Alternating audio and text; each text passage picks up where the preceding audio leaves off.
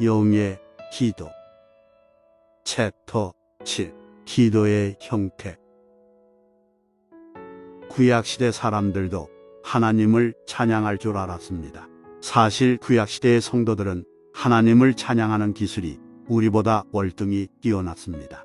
특히 시편이 그러합니다. 시편의 많은 부분이 하나님을 찬양하는 노래로 되어 있습니다.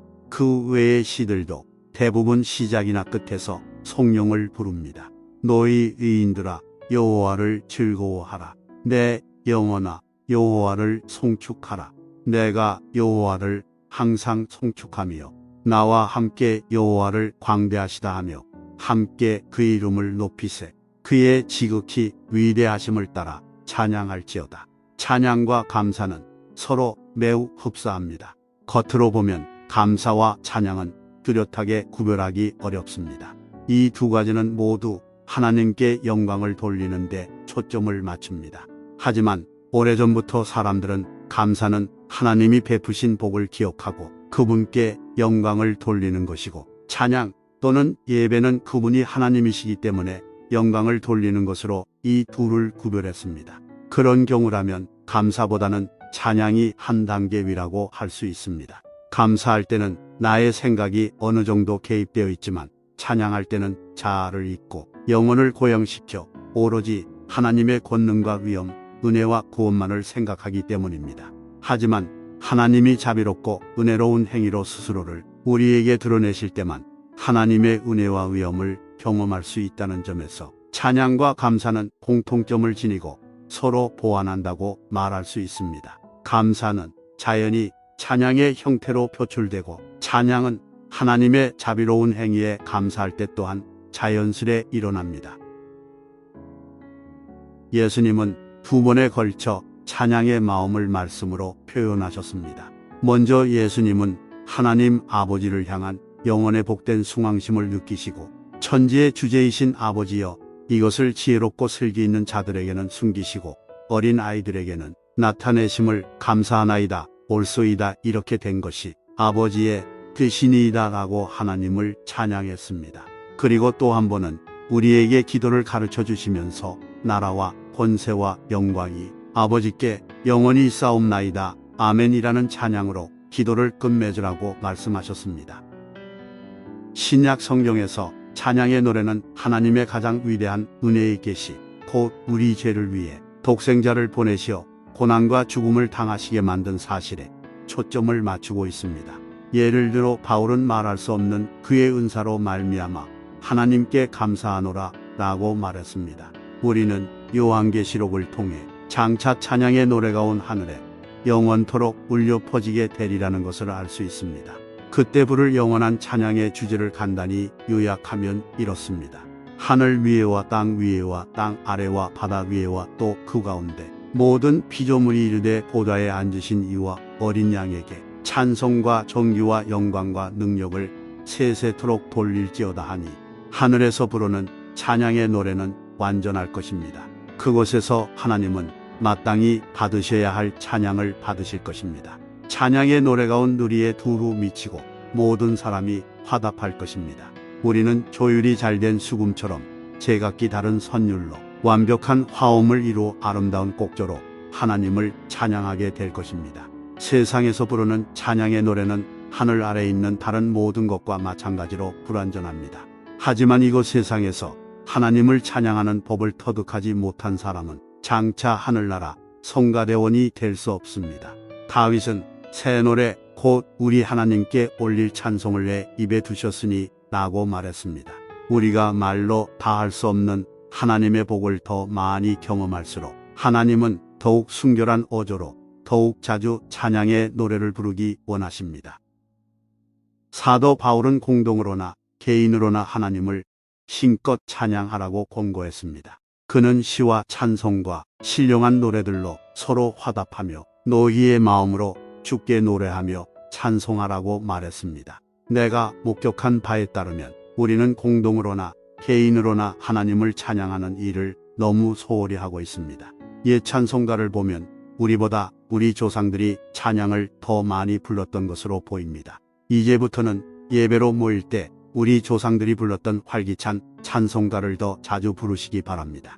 옛 찬송가는 우리 마음을 불평과 궁핍의 골짜기에서 건져내 영원한 봉우리, 곧 인생의 부침을 겪는 중에 이루어지는 경험들을 선명하게 내려다볼 수 있는 곳으로 끌어올릴 것입니다. 한동안 다른 사람들의 말로 된 찬송가를 부르다 보면 머지않아 우리 자신의 말로 하나님을 찬양하는 법을 배우게 될 것입니다. 그러면 우리도 마음에서 아름다운 곡조를 만들어 하나님을 찬양할 수 있을 것입니다. 앞에서 언급한 대로 기도가 하나님과 우리의 영혼 사이에서 이루어지는 의사소통 수단이라면 마땅히 대화가 포함될 것입니다. 대화는 인격체끼리 자유롭고 자연스럽게 생각을 주고받는 것을 의미합니다. 화제의 범위가 넓으면 넓을수록 교제도 더욱 풍성해지기 마련입니다. 기도란 예수님을 우리 삶 속으로 모셔드리는 것입니다.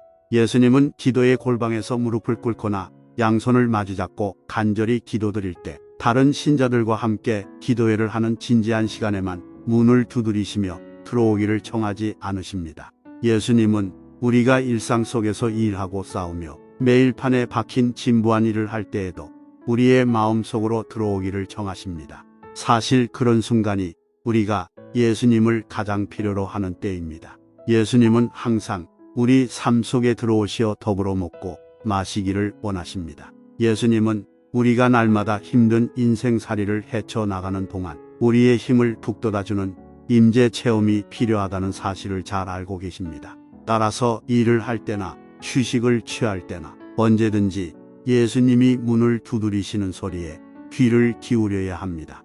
성령님이 밤낮으로 우리를 지켜보시는 예수께 조용히 간구의 기도를 드리도록 마음을 감화하시거든 외면하지 마시기 바랍니다.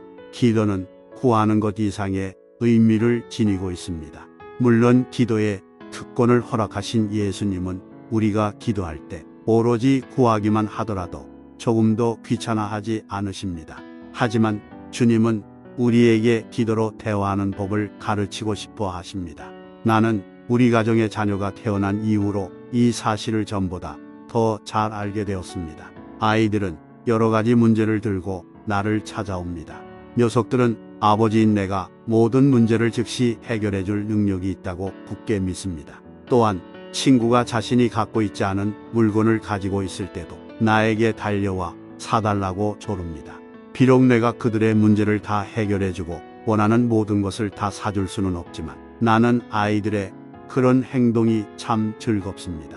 하지만 그것보다는 갑자기 집안으로 정신없이 달려와서는 서로 앞다퉈 자신들이 경험한 것을 말해줄 때 나는 가장 큰 기쁨을 느낍니다. 녀석들은 때로 너무 흥분한 나머지 가능한 한 빨리 모든 것을 말하려는 듯 한꺼번에 말을 쏟아놓습니다. 하나님도 어린 자녀인 우리가 아이들처럼 일상의 경험을 하나님께 말씀드리고 싶어하면 참으로 즐거워하십니다. 하나님은 우리와 인생의 소소한 일들을 공유하고 싶어 하십니다. 이를테면 서로 사랑하는 두 사람의 경우와 마찬가지입니다. 연인들은 슬픔과 기쁨, 인생의 크고 작은 일을 모두 공유합니다. 그것이 사랑이 그토록 풍성하고 즐거운 이유입니다. 그러니 하나님께 매일의 경험을 말씀드리세요. 꼭 크고 중요한 경험일 필요는 없습니다. 일상생활에서 일어나는 작은 일도 얼마든지 말씀드릴 수 있습니다. 행복할 때는 행복하다고 말씀드리세요. 하나님과 기쁨을 함께 나누세요. 하나님은 그렇게 해주기를 기다리십니다. 슬플 때나 걱정될 때, 또 어떻게 해야 할지 몰라 근심스러울 때도 하나님과 대화를 나누세요.